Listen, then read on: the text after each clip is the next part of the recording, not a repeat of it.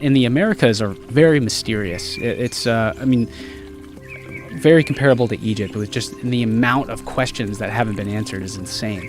And the Olmec world is fascinating. And so, there's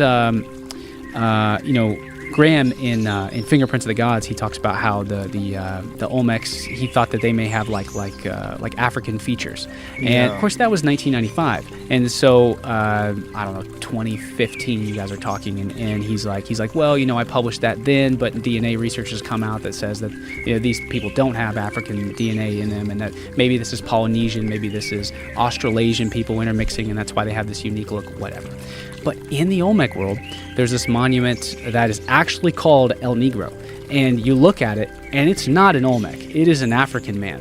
And so I post about this on my X account, and I just kind of list everything I've seen in the Olmec world, and I'm like, this is really fascinating. Maybe this is evidence of Africans who were in the Olmec world. And I hadn't seen this monument before I saw it in person, because you go in the Olmec realm or the region in Mexico, and you go to these museums and you look at the log or the ledger that people have been on, and nobody has visited this museum in the last 4 months, and before that it was 6 months before that, and these monuments just kind of sit underneath these metal roofs, to protect them from the rain. And it's like this completely lost civilization. Is there an image of this that's available online? Yeah. There we go. So if you pull up an Olmec head, you'll see that these guys are very different looking, and especially if you can get there we go. Look at okay, so that's so that's a regular Olmec head. So you can see that these are two different races of people. The Olmecs have very soft features, round faces, big eyes, big lips, kind of big noses. They have very soft features. And this El Negro monument has these high cheekbones, this defined jawline, intense. But isn't there a lot of variety just in, let's just say Italians? There's a lot of variety. Absolutely. So couldn't this just be someone who's on a spectrum of features that, I don't think it's that much different than you don't think Olmecs. So? Well, no, when I'm looking at it, I could imagine, there's, like I said, just, my nationality, Italian. So there's Italians with very thin faces, and there's these big thick ones, and people vary quite a bit. There's enough similarities that I could say, those could be the same people. Well, the only counter I give to that is when you visit the Olmec realm, you see a lot more than just the heads. You see a lot of Olmec faces, dozens and dozens and dozens of them, maybe well over 100. And when you've seen them all, and you kind of get a gist of the way they generally look, this guy will really stand out. I took a group of students there, and we all, as soon as we all came in and saw it, based on everything we'd been seeing for the past week, it immediately stood out to us. Well, certainly the thick brow is unique. Well, all the other Olmec are wearing helmets. And that hair as well. It's kind of that curly hair, and or at least it looks like it to me. And so anyways, he could be Olmec.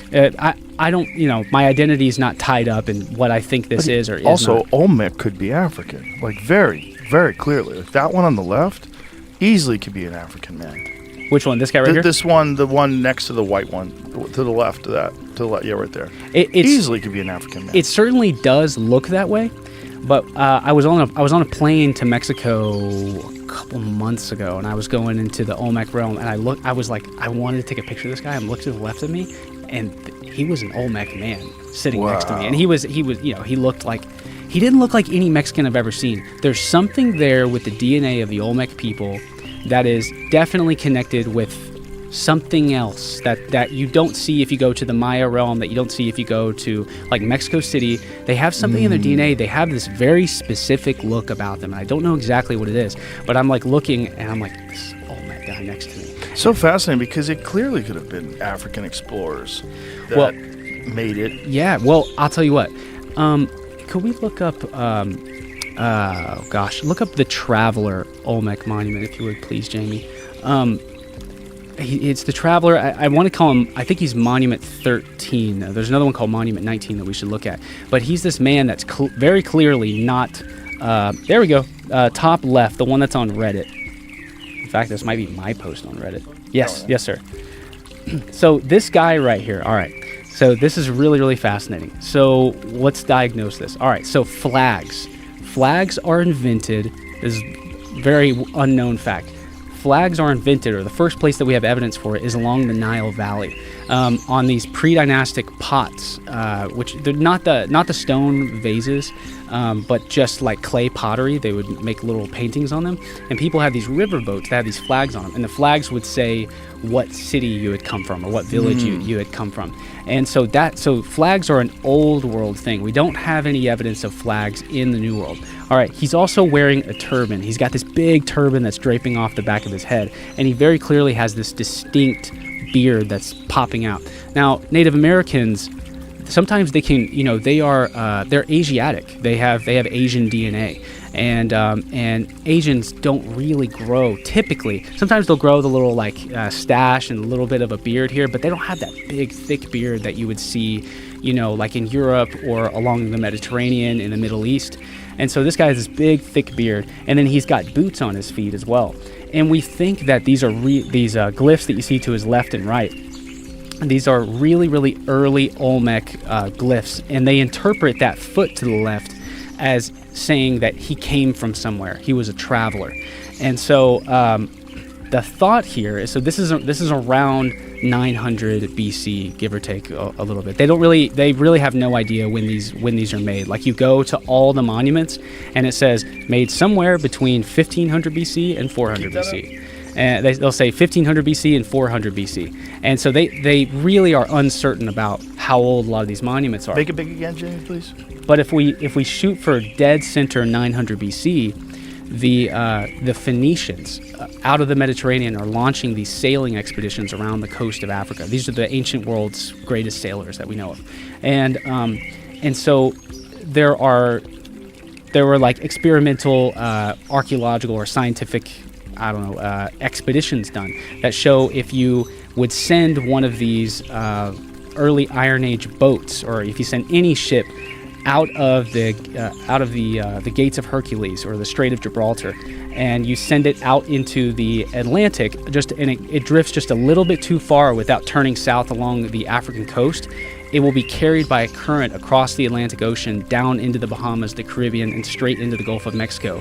And if that had happened, if people who had looked like they're in the old world, like this guy, if that had happened, somebody from the old world, the largest civilization at the time, the empire in this area, would have been the Olmecs.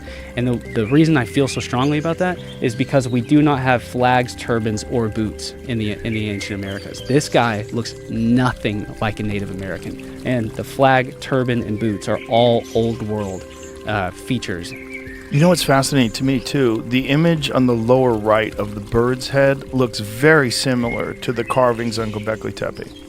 Doesn't it? Yes, doesn't it? Very. The curve of the beak, that's not how birds' beaks look. Like, that's a very distinct style of artwork.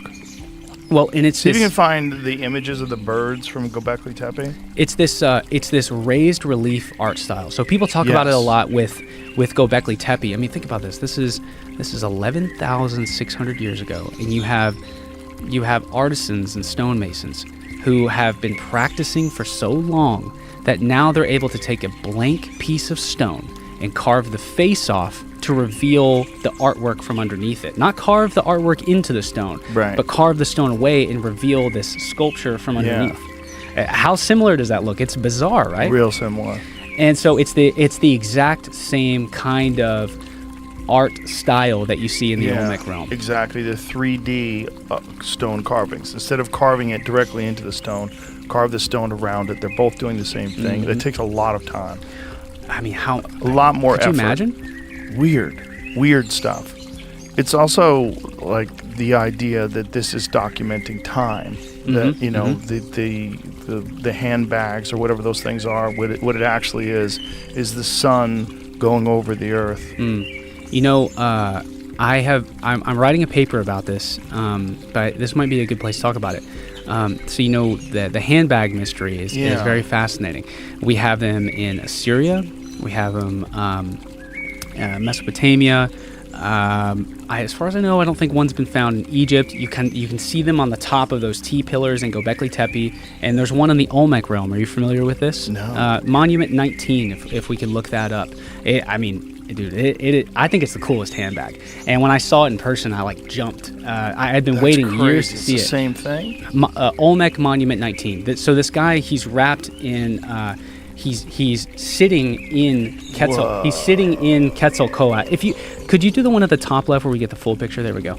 So this stone is probably about this big. It's probably about this big, and it sits on a table like this. So he's sitting inside the feathered serpent, Quetzalcoatl. Yeah. And so he's sitting inside the feathered serpent, and he's holding this handbag. And I'm not sure. So he has this, and if you see, he has a feathered serpent mask around his head as well. I'm not sure what exactly is above him. They're actually two. It's really hard to make it out, but what's above him, that little box-looking thing, is some kind of box that's being held up by two birds on each end. But the important thing here is the fact that this is the first depiction of the feathered serpent in all of Mesoamerica that we know of, and it might be the oldest handbag known as far as like what we have official dates for. And so the idea here is that he's some kind of sacred shaman, bringer of enlightenment, bringer of knowledge, something like that. And so I had been on the hunt for another handbag. Everywhere I go, I'm always looking for a handbag. I was in Cambodia a couple weeks ago. I'm going around the temples of Angkor Wat, and there's hieroglyphs and carvings all over the walls. I'm looking for a handbag. I can't find one. But when I was in central Mexico, I was at a site called Cacaxtla, and I found another handbag person. I've never officially published it. It's on my X if you'd want to look it up. What is the timeline for that one? They don't really know. When you look at the monument, it says anywhere from 1400 BC to 400 BC. That's just what they think. I mean, the Olmec realm is so uncertain, and we don't have hard dates for almost anything. They appear on this historical timeline as a fully fledged civilization capable of creating what you're seeing from the very beginning. Just like so many civilizations, it's like as soon as they arrive as soon as they arrive in the world, they're doing everything to the fullest capacity. And we don't have any evidence in the Olmec realm of them working their way towards being able to do things like this. It's just from the very beginning, they're able to make monuments like this, move these 50-ton Olmec heads. The largest head is this. You'll find this interesting.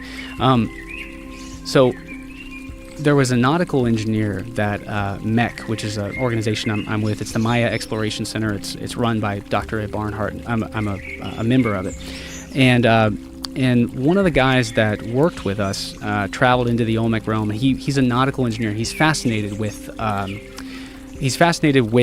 how were the Olmecs moving these huge heads up and down these rivers. So they live in like the rivers, swamps. They have to cross some mountain ranges. How are you getting these heads 90 miles away from the Sierra de la Tuxtla volcanic belt? That's where they're pulling the basalt from, because we found unfinished heads like at the base of these big basalt quarries, and they're transporting them 90 kilometers away through, like I was saying, rivers and 90 valleys. miles or kilometers? I think it's kilometers. It's kilometers as the crow flies. I'm pretty sure. Okay.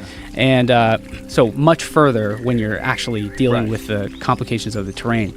And so he was fascinated, like, okay, how do they get them to the river? And then how do they get them on the boat? And then when it's on the boat, how exactly does this work if they're transporting it by boat? And kind of the same mystery in Egypt too, right? Like how do the nuances of these things work?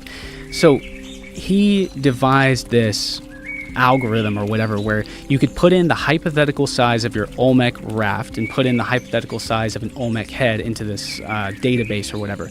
And when you made a raft that was too big to go down the narrow stretches of the Coetzalcoatl River, which is like the Olmec's Nile River, when the raft was too big and too wide to actually go down the river, and you put a 5-ton Olmec head on it, it would sink that raft.